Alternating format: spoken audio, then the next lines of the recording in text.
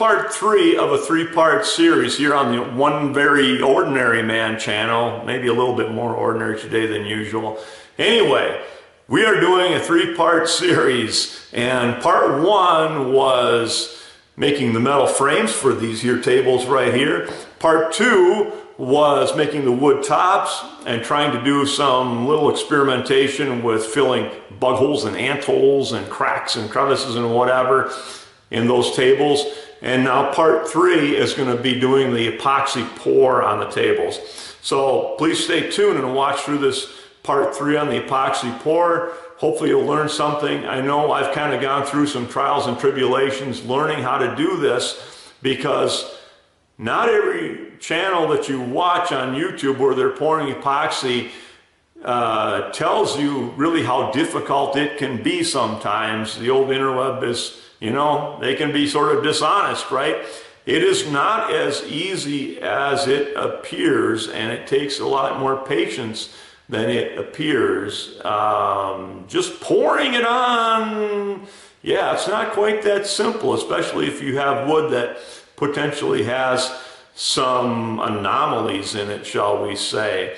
So I want to go through some of that with you and show you the epoxy pour that I did, and just some basic tips and tricks and whatever. And hopefully, if you're going to do this, you'll learn something from watching my struggles and watching my success.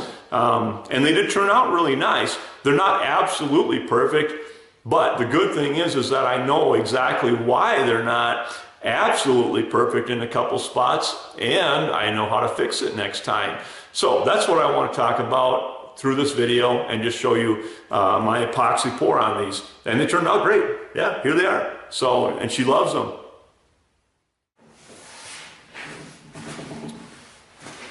All right, so right here I am wiping off the table, just getting everything nice and clean, and then I use compressed air as well.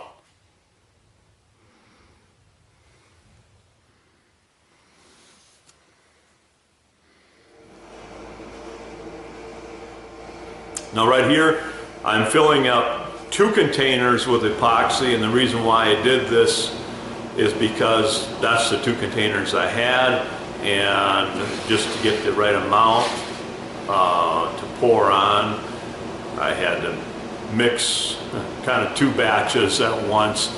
You wouldn't normally do this, but that's the way that I did it, and I could measure in each container that way. And then I poured everything into a family size ice cream pail for the final mixing. So the important thing that you always want to do when doing epoxy is mix it up initially in 1 container using 1 stir stick, and then you pour it into a second container and discard the old container, discard the first stir stick, take a second stir stick and stir it around, because you don't want to risk getting any components in there that haven't been fully mixed together, and that just sort of reduces your chances of having you know, activator without you know, part A without part B, shall I say.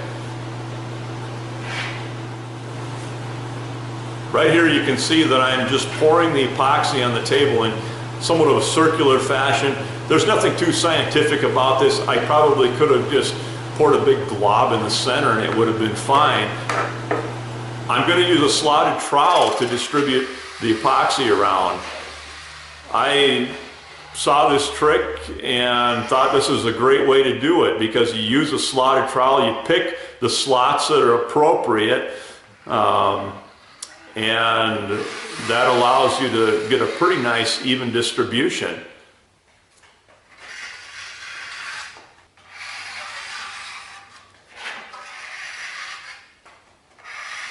Now here I'm going to paint the edges, and why I want to paint the edges is to break the surface tension between the resin and the wood on the edges before I actually let the resin sheet or pour over the edges.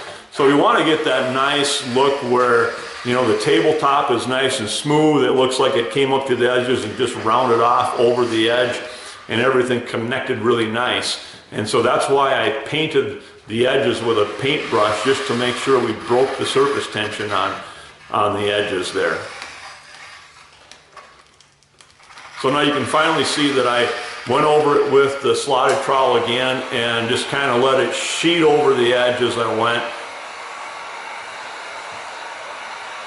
So here I'm using a heat gun, and the heat gun is just to pop the bubbles. I mean, you've seen this being used on every epoxy pour imaginable. Somebody going over it with a flame or a heat gun.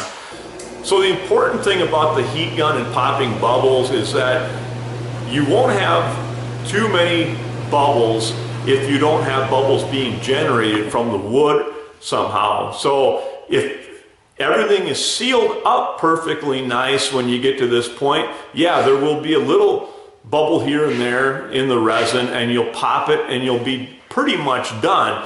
But if you have a tiny little crack, I mean the most insignificant little crack, little hole, whatever, resin will start to go down in that little crack and a bubble will come up, and you'll come back 15 minutes later and there's another bubble, and you come back 15 minutes later and there's another bubble, and it'll be very frustrating. So I cannot possibly state it strong enough that you need to make sure that your wood is sealed and void of all these little cracks or anomalies where the resin might soak into before you actually do your final pour. That is super important in this process, and I found that out because even though I did that on these tops, I still had a couple little spots where the resin soaked in and a little bubble came up, and so I got a little bubble spot. I mean, they're work tables, so I'm not that worried about it, but it could have been even better than what it was. So here's the final showing after I've got everything poured on and took the plastic off and everything. It's set here for a day or so. And it looks pretty nice. It really does look pretty nice. What looks like a ripple there is a reflection from my ceiling. All right, check this out. The Hobby Hut tables are finally in the Hobby Hut. And boy, do they look nice in there. They really do. They look beautiful. All right, thank you so much for watching this video. I appreciate it. These tables have been a lot of fun to build, and so I hope you're catching all three of the videos in this series.